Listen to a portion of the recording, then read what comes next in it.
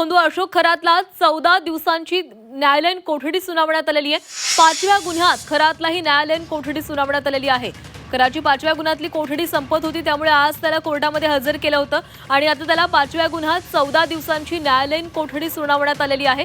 5व्या गुन्ह्यात खरातलाही न्यायालयीन कोठडी झालेली आहे। त्यामुळे आता या दरम्यान खरातकडून कशा पद्धतीने तपास केला जातोय, कशा प्रकारे खरातची चौकशी केली जाते याच्याकडे लक्ष असणार आहे। पुढचे 14 दिवस तो न्यायालयीन कोठडीमध्ये असणार आहे आणि या संदर्भात अधिक बोलणार आहोत। आमचे प्रतिनिधी सागर गायकवाड आपल्यासोबत आहेत। सागर, खरातला 5व्या गुन्ह्यामध्ये 14 दिवसांची न्यायालयीन कोठडी झालेली आहे, काय घडलेलं आहे आज न्यायालयामध्ये?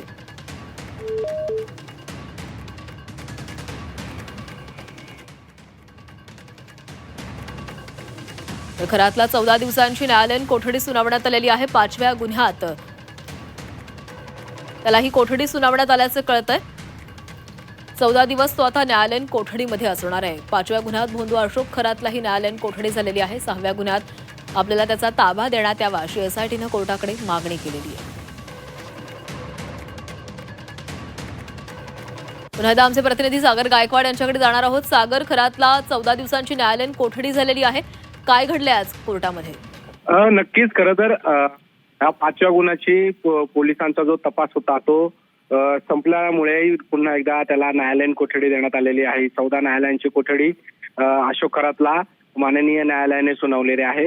मात्र एसआयटीने 6व्या गुन्ह्यात ताबा घेण्यासाठी पुन्हा एकदा न्यायालयासमोर अर्ज केलेला आहे आणि तो न्यायालयाने मान्य करून पुन्हा एकदा आज दुपारच्या सुमारास खरातला एसआयटी पुन्हा ताब्यात घेत उद्या पुन्हा न्यायालयामध्ये हजर करणार आहेत आणि 6व्या गुन्ह्यामध्ये ज्या महिलेची लैंगिक छळ केलेला प्रकार होता, ज्यामध्ये मी देवी, माझ्या देवी शक्ती आहे अशा पद्धतीने सांगत तिच्यावरती लैंगिक अत्याचार केलेला होता, या संदर्भातला हा गुन्हा आहे। या गुन्ह्याचा तपास करण्यासाठी अशोक खरातला पुन्हा न्यायालयीन कोठडीतून स्वतः एसआयटीला ताब्यात घेण्याची गरज असल्याचं सांगत हा अर्ज देण्यात आलेला होता आणि या अर्जाला न्यायालयाने मंजुरी देत पुन्हा एकदा एसआयटीला या गुन्ह्यामध्ये 6व्या गुन्ह्यामध्ये ताब्यात घेण्याची परवानगी देण्यात आलेली आहे। पुन्हा एकदा अशोक खरात त्याला न्यायालयामध्ये उद्या हजर करण्यात येणार आहे आणि 6व्या गुन्ह्याची जो लैंगिक अत्याचार प्रसंगातला आहे त्याबाबतची पोलीस कोठडीची उद्या मागणी करण्यात येणार आहे। नक्कीच धन्यवाद। अशोक खरात याला आज व्हिडिओ कॉन्फरन्सिंग थ्रू मान्य कोर्टामध्ये हजर करण्यात आलेलं होतं।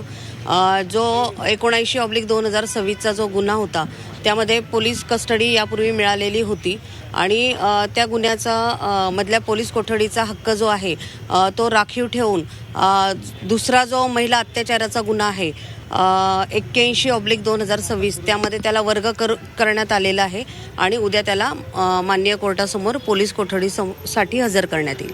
थँक्यू। काय तो 81चा गुन्हा आहे त्याच्यामध्ये काय नेमकं महिला अत्याचाराचा बोलले की